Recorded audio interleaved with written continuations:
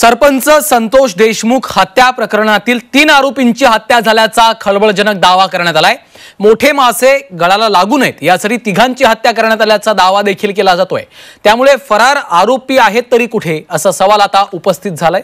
कोण आहेत फरार आरोपी आणि हा दावा नेमका काय आहे पाहूया त्या रिपोर्टमधून। या 3 आरोपींचा मर्डर, अंजली दमानी यांचा खळबळजनक दावा, हत्या प्रकरणातील फरार आरोपी कुठे आहेत?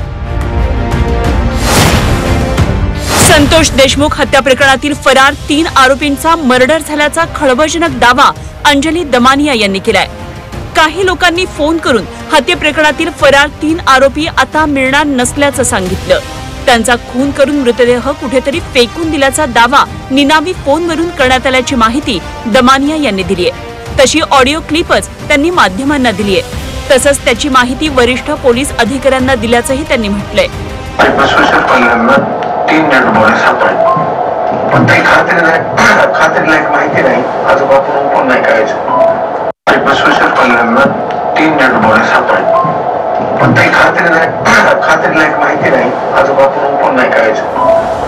हत्या प्रकरणातील फरार 3 आरोपी कोण आहेत हेही पाहूया।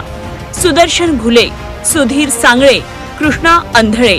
संतोष देशमुखांची हत्या झाल्यानंतर हे 3ही आरोपी फरार आहेत आणि ते अद्यापही पोलिसांच्या हाती लागले नाहीत। त्यामुळे हे आरोपी कुठे आहेत आणि खरंच त्यांचा खून झाला का असे प्रश्न आता दमानियांच्या दाव्यातून उपस्थित होत आहेत। काल रात्री मला जवळजवळ 11:30च्या आसपास मला फोन आले आणि त्याच्यात असं सांगण्यात आलं की ते 3 आरोपी आता तुम्हाला कधीच मिळणार नाहीत कारण त्यांचं मर्डर झालंय।